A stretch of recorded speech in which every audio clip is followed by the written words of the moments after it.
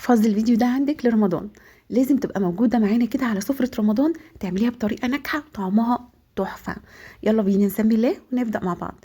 أول حاجة هاتي الطاسة بتاعتك، انزلي فيها بكوباية من المية، عليها فصين توم متقطعين مكعبات صغيرة كده، وهنزل عليهم بمعلقتين كبار من النشا.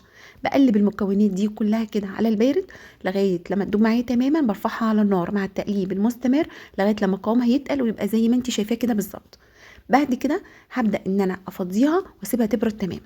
عندك القوام هيتقل زي ما انت شايفه كده بالظبط. خلي بالك معايا في الخطوات، امشيها واحده واحده عشان تاخدي نتيجه للتوميه مبهره.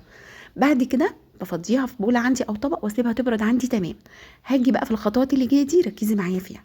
هجيب الخلاط وهنزل بقى بخليط النشا بس يكون بارد تماما، وهنزل عليهم بمعلقه كبيره من المايونيز لو موجود. مش موجود يبقى معلقه زبادي، مش موجود استغني عن ده وده، مش هنقف على حاجه.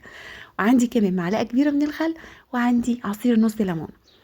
وهنزل عليهم بنص كوبايه من اللبن الحليب البارد تماما، وهنزل عليهم بربع كوبايه من الزيت ورشه من الملح. وهاخد المكونات دي في الخلاط واديها ضربه. لقيتها تقيله شويه، هتعملي زي كده وتضيفي لها كمان معلقتين 3 من اللبن.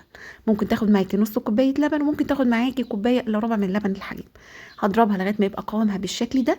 بفضيها عندي في البوله بتاعتي واقدميها بالف هنا. حاجه تشرف كده جنب بقى الشاورما وجنب فتة الشاورما وجنب اكلات كتيره بتمشي معانا.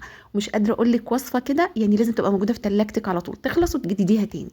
من احلى واروع الوصفات مع العيش المحمص بقى حكايه. يلا بينا.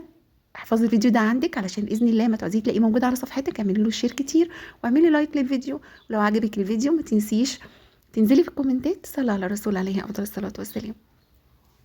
واحنا ان شاء الله مكملين وصفات كتيره حلوه علشان رمضان. كل سنه وانتم طيبين.